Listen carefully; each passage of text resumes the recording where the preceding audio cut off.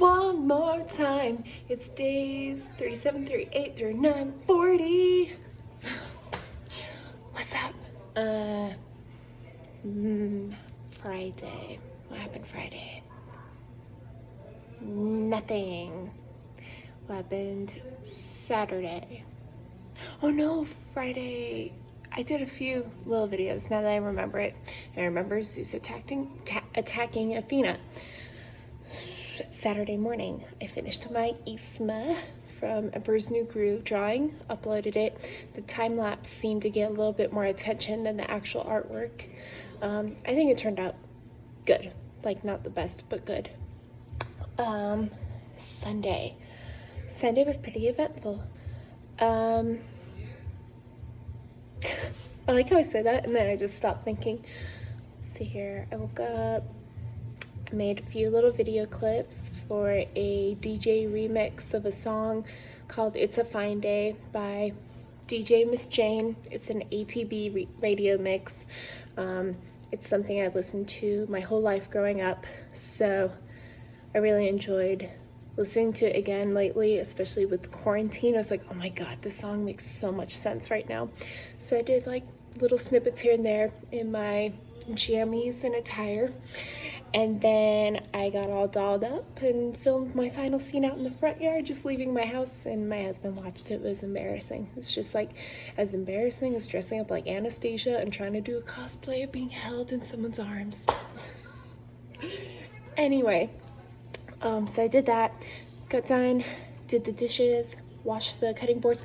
Oh yeah, one of the cutting boards gave me a gnarly invisible sliver on Friday night that hurt like a bitch for 5 hours until it finally just came out on its own wherever. It was like invisible, I couldn't see it. The pain went away. So yeah, did the dishes, and then he's like, I need you to go for a drive. I need you. It's probably his excuse for me to get out of the house. He said, you haven't driven your car in 5 weeks, so I'll give him that. We need to like run those fluids through it again. I need you to like just go drive somewhere for a few hours, 1 or 2. And I was like, okay, I have a plan. And it would give him some peace of mind. He said, in fact, when the garage door shut, he screamed, yes. But anyway, so I had a plan. I was like, gonna take Eagle Road all the way down to the freeway, drive west for a while, and then get off the freeway, but then get back on over the bridge, and then drive all the way southeast to the exit that takes you to Lucky Peak Lake, and keep going up towards Idaho City and get a little lost in the woods just to drive around. That was the goal. What happened?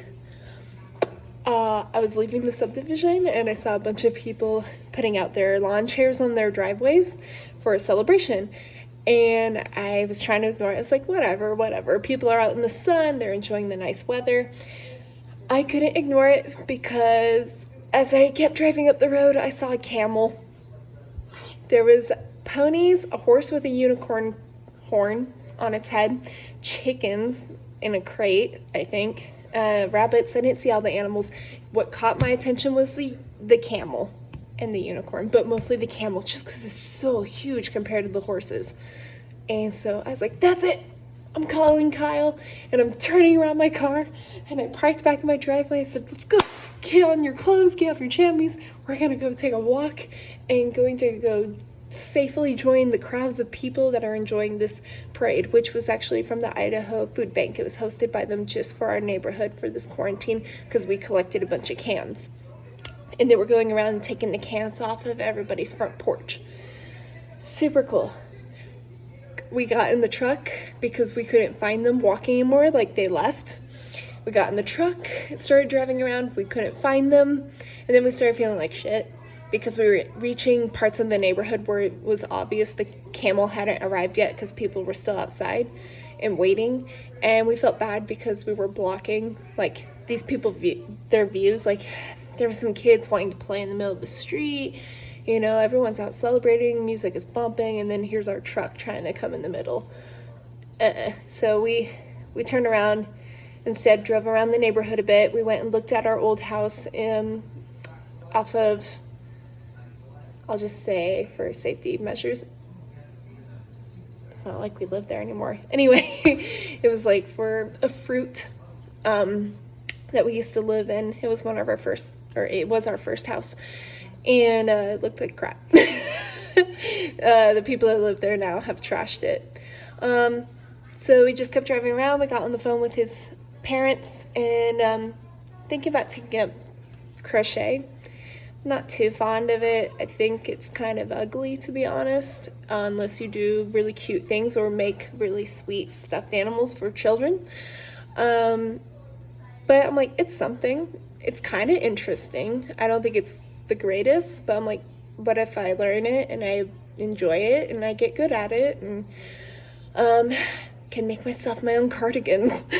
So yeah, I took some needles and yarn from my mother-in-law, and we said hi to them for a little bit out in the driveway, and Grandma Betty, and kid next door was blasting Pitch Perfect soundtrack, Pitch Perfect 3, and we got the truck washed, came home, showered, ate, hung out because it was Saturday. No, that was Sunday. I'm sorry, I'm getting my days all mixed up. Sunday, yeah, so not a whole lot. And then he's like, I didn't get my Sunday to be alone. I was like, oh no, I'm so sorry, I ruined it. The camel, it just sold it for me. And now it's Monday.